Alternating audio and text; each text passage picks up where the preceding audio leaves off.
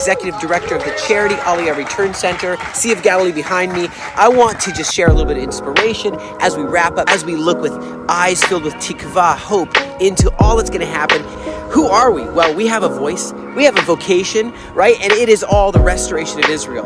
That is, and our family is disciples from all over the world who are part of this restoration purpose found on the Luke chapter 6 verse 48, rock. Matthew 7 verse 25, house built on a rock, not on the sand. Taking these words and putting them into practice is like a wise man who built his house upon the rock. We are reminded that there is testing.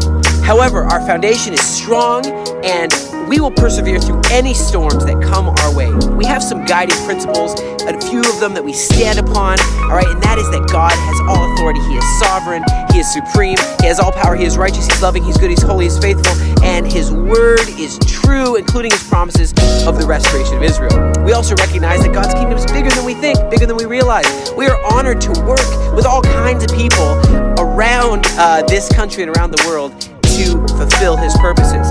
Now, a little bit about my story. Almost 25 years ago, I made my Aliyah into immigration to Israel with my family, clutching tightly to these Aliyah promises, right? I never realized that I'm going to be part of this big team-building exercise from around the world called Aliyah and awakening the destiny of nations, awakening the destiny of Israel. Wow, I never knew, but I did find this out quickly.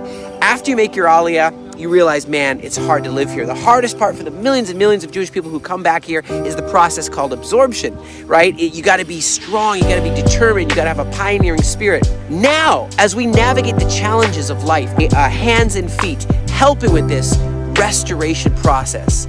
At the Aliyah Return Center, we are seeing an increased impact on thousands of lives that come home.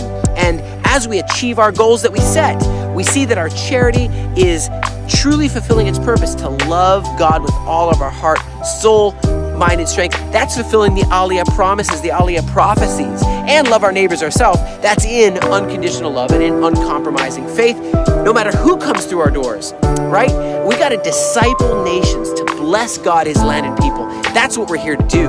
It's like when you remember the words of Deborah, right? And she says to Barak on Mount Tabor here in the Galilee, arise, Aliyah, fulfill your destiny.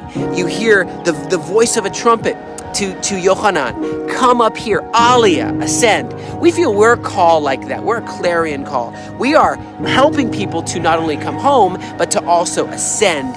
And it's faith. We gotta believe where He leads, He feeds, where it's His vision, it's His provision. We're registered in the Galilee, but we're also, to remind you, registered in the United States of America. And if the tax man comes around and says you need to pay taxes, which you do, we are a registered charity, so you can give charitably and receive that tax-exempt receipt in the United States. I'm so glad to have friends and family like you that are empowering works of righteousness. This is where Yeshua did 29 out of 34 miracles, and this is where miracles still are happening and where needy are being helped and blessed. So thank you so much for participating with us, and may God's name be glorified. God bless you from the Galilee.